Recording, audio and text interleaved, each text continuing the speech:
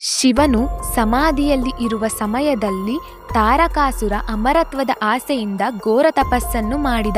ಅವನ ತಪಸ್ಸನ್ನು ಮೆಚ್ಚಿ ಬ್ರಹ್ಮದೇವ ಪ್ರತ್ಯಕ್ಷ ಆಗಿ ಏನು ಬರಬೇಕು ಎಂದು ಕೇಳಿದಾಗ ನಾನು ಅಮರ ಆಗಬೇಕು ಎನ್ನುವನು. ಆಗ ಬ್ರಹ್ಮ ಹುಟ್ಟಿದ ಪ್ರತಿಯೊಬ್ಬರೂ ಮರಣ ಹೊಂದಲೇಬೇಕು ಎಂದಾಗ ಅದಕ್ಕೆ ತಾರಕಾಸುರ ತನ್ನ ನರಿ ಬುದ್ಧಿಯನ್ನು ಉಪಯೋಗಿಸಿ ಶಿವ ಎಂದಿಗೂ ವಿವಾಹ ಆಗಲಾರ ಎಂದು ಅರಿತು ನನ್ನ ಮರಣ ಶಿವನ ಪುತ್ರನಿಂದ ಮಾತ್ರ ಸಂಭವಿಸಬೇಕು ಎಂದು ವರ ಪಡೆದ.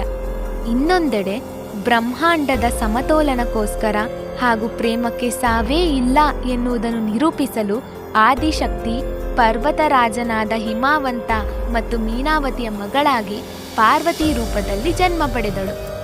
ಅವಳ ಜನನದಿಂದ ಇಡೀ ಬ್ರಹ್ಮಾಂಡ ದೇವಾನುದೇವತೆಗಳೆಲ್ಲರೂ ಸಂಭ್ರಮಿಸಿದರು. ಮುಂದೆ ಪಾರ್ವತಿ ಹೇಗೆ ಶಿವನನ್ನು ಸೇರುವಳು? ತಾರಕಾಸುರನ ಕಥೆ ಏನಾಯಿತು? ಇದೆಲ್ಲ ಮುಂದಿನ ಭಾಗದಲ್ಲಿ ತಿಳಿಯೋಣ.